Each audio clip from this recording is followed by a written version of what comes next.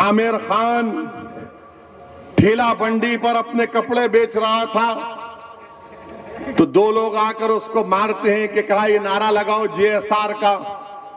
उसने नहीं लगाया तो उसको मारा और पीटा गया। फिर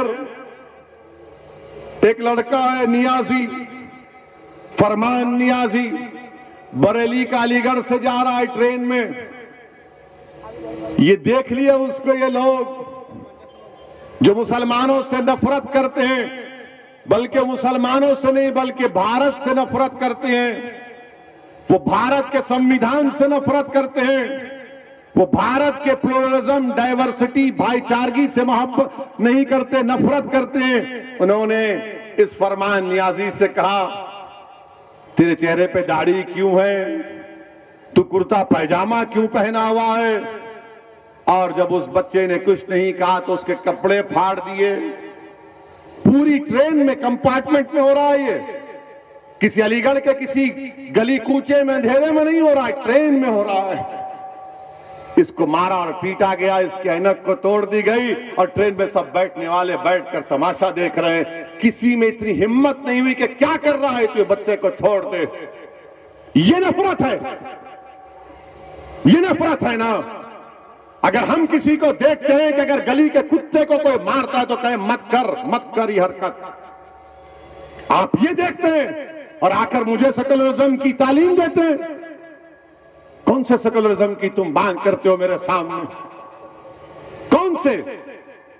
वो जो हरियाणा का बच्चा आज से 4 साल पहले हाफिज कुरान, जिसने कुरान को तरावी मुकम्मल करके ईद की तैयारी के लिए नए कपड़े लेकर दिल्ली को जा रहा था तो ट्रेन के कंपार्टमेंट में उसको चाकू से मारा गया, उसके भाई को। वो सेकुलरिज्म जो ट्रेन के कंपार्टमेंट से निकलता, प्लेटफॉर्म पर कोई उठा नहीं सकता, उसका भाई जख्मी हालत में अपने भाई को 20 सीढ़ियां उठाकर लेकर जाता है, दम तोड़ देता है। वो सेकुलरिज्म। इसके बाद भी अगर मैं इसलिए कह रहा हूं, आपको कह रहा हूं, मैं मुखातिब भारत के मुसलमानों से हूं। मैं मुखातिब कोई सेकुलर पार्टी या बीजेपी आरएसएस से नहीं हूं। मैं मुखातिब आपसे हूं। अगर मेरी एक बात गलत है तो आप मुझे पकड़ लीजिए। इसीलिए मैंने कहा कि भारत के संविधान में जो सेकुलरिज्म है मैं उसको मानता हूं। मैं सियासी सेकुलरिज्म को अपनी जूती की नोक पर भी नहीं रखता हूं। भारत का सेकुलरिज्म संविधान का अलग है।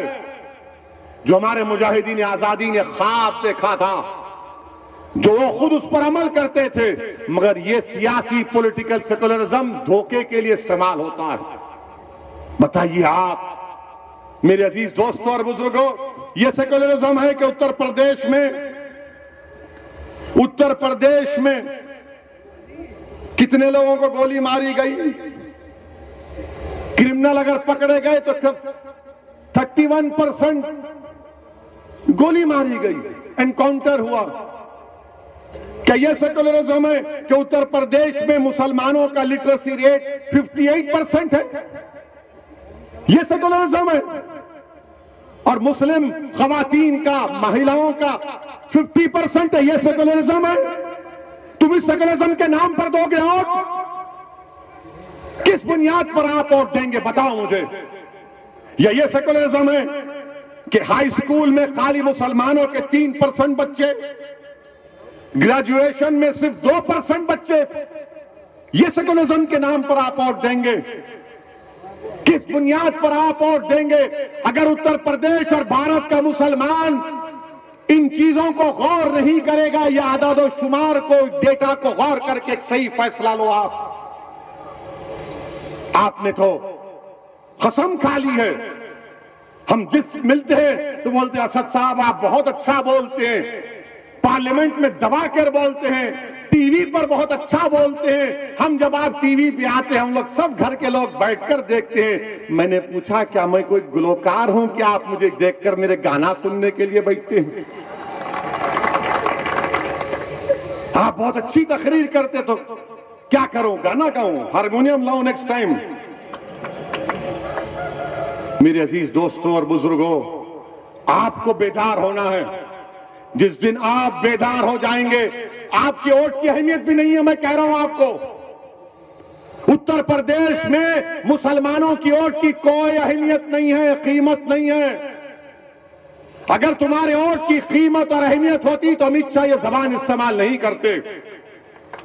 अगर तुम्हारे वोट की कीमत होती तो आजम खान जेल में नहीं होते। अगर तुम्हारे वोट की कीमत होती तो तुम्हारे बच्चे स्कूलों में होते। तुम्हारे वोट की कीमत होती तो तुम पर गोलियां नहीं चलाई जाती, तुम पर फूल बरसाए जाते। अगर तुम्हारे वोट की कीमत होती तो तुम्हारे बच्चे ग्रेजुएट होते, हमारी बच्चियां पढ़ती।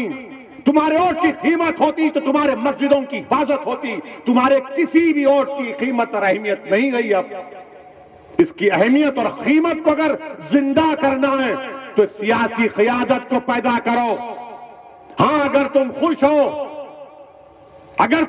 हो कि मैं अगयार के चौखट पर जाकर सर झुकाऊंगा, अगर तुम मुतमईन हो कि मैं गुलामी का हक अदा करूंगा, अगर तुम खुश हो कि मैं इसी हालत में रहूंगा, मैं इसी तरह पिटता जाऊंगा, मिटता जाऊंगा और नाइंसाफी का सैलाब मुझ पर आता रहेगा, मैं इस तरह की जिंदगी नहीं गुजार सकता। मैं घुटन में अपनी जिंदगी नहीं गुजार सकता। मुझे सांस लेने की आदत है, मुझे खुली जहन चाहिए, खुला एटमॉस्फेयर चाहिए। जमहूरियत में मुझे अपना हक चाहिए, मुझे मेरी आवाज उठाने का हक चाहिए। मैं अपना हक चाहता हूं, पार्लियामेंट हो या उत्तर प्रदेश की विधानसभा हो, मैं चाहता हूं कि मेरी आवाज को सुना जाए, मेरे मसाइल को हल किया जाए। मेरे अजीज दोस्तों, मैं बहुत नारे सुन रहा हूं, पिछले 10-12 साल से नारे सुन रहा हूं। इन नारों को वोट में तब्दील करो,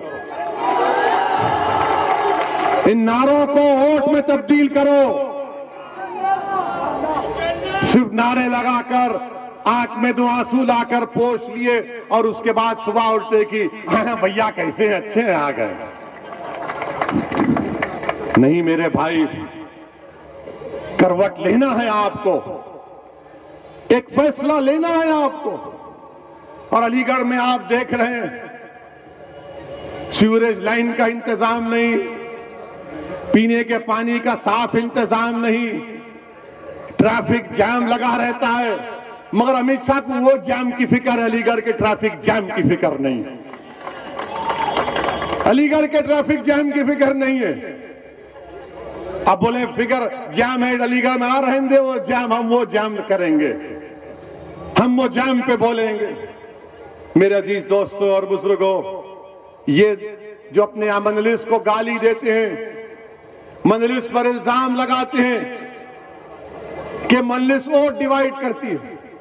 सुना होगा ना आपने कि इलेक्शन लड़ेंगे वोट डिवाइड करते।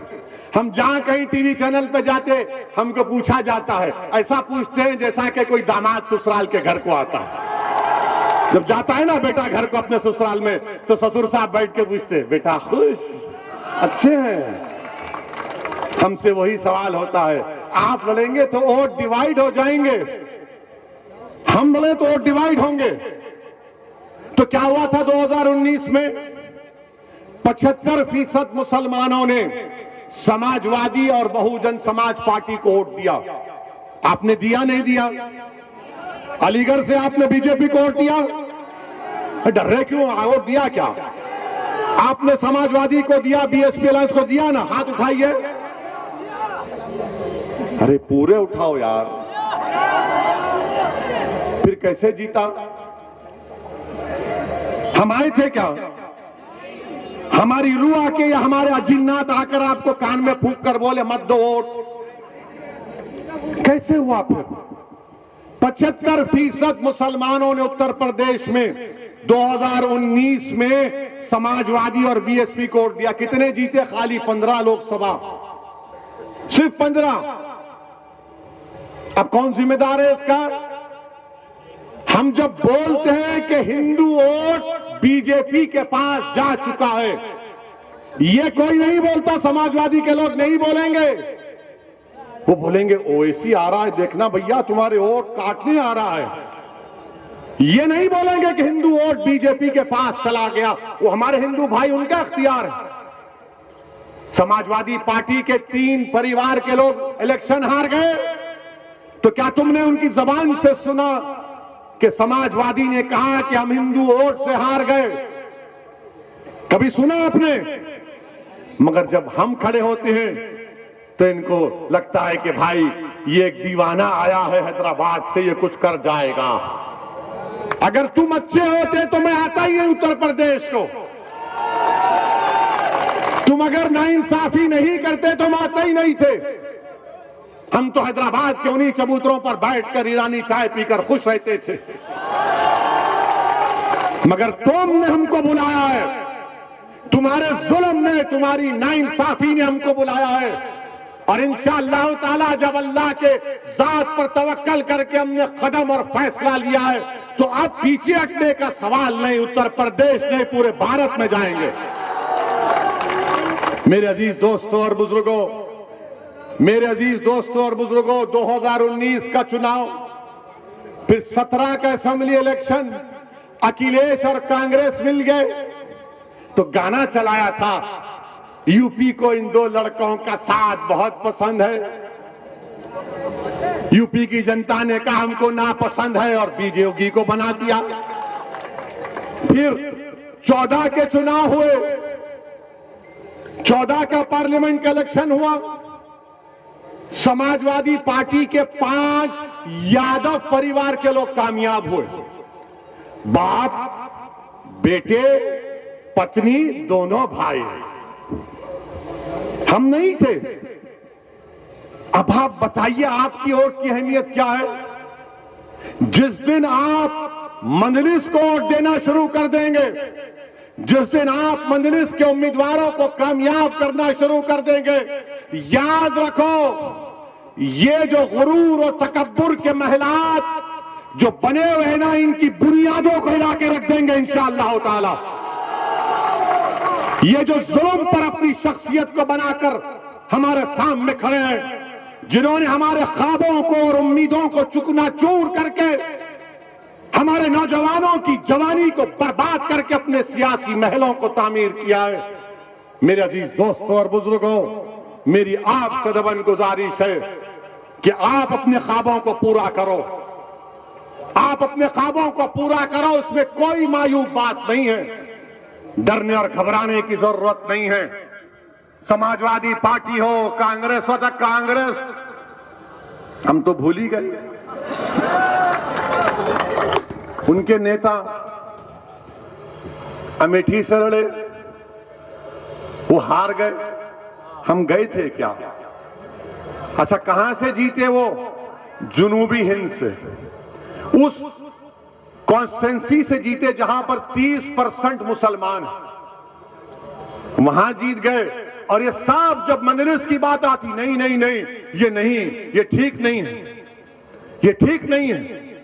कांग्रेस पार्टी का ये हाल है, समाजवादी पार्टी का ये हाल है, मगर सब के सब चौधरी बने हुए सेकुलरिज्म के, और सब ये समझते हैं कि मुसलमान कहां जाएगा हमको छोड़कर, मुसलमान कहां जाएगा हमको छोड़कर।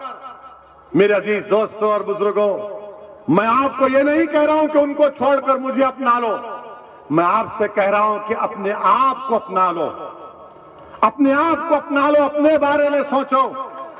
अब याद रखो मेरी इस बात को, ये जो फिरका परस्ती, ये फैशिज्म, ये मुसलमानों से नफरत की जो अंधेरे की रात है, ये रात लंबी रहने वाली है। उत्तर प्रदेश के अजीज लोगों, याद रखो, ये रात लंबी रहने वाली है। अगर तुम ये उम्मीद लगाकर बैठे हो कि इस अंधेरी रात में कोई सेकुलर पार्टी का आदमी चिराग लेकर आएगा, नहीं लेकर आएगा।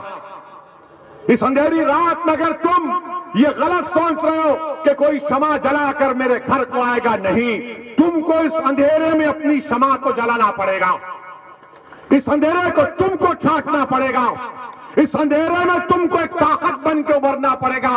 और वो अंधेरे का तेल तुम्हारा इत्तेहाद होगा, तुम्हारे आंसू होंगे, तुम्हारी ताकत होगी, और होगी इंशाअल्लाह ताला। मेरे अजीज दोस्तों और बुजुर्गों, मैं अपने बुजुर्गों से अपील कर रहा हूं कि आपने अपनी जवानी को इन तमाम नाम निहाद सेकुलर पार्टियों पर कुर्बान कर दिया। मेरी उन बुजुर्गों से अदबन गुजारिश है, आप सोचो आपने क्या हासिल किया। आपने क्या हासिल किया?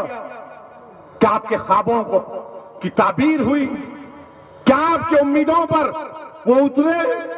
हम सिर्फ वोट डालने वाले नहीं, हम एटीएम की मशीन नहीं है मुसलमान।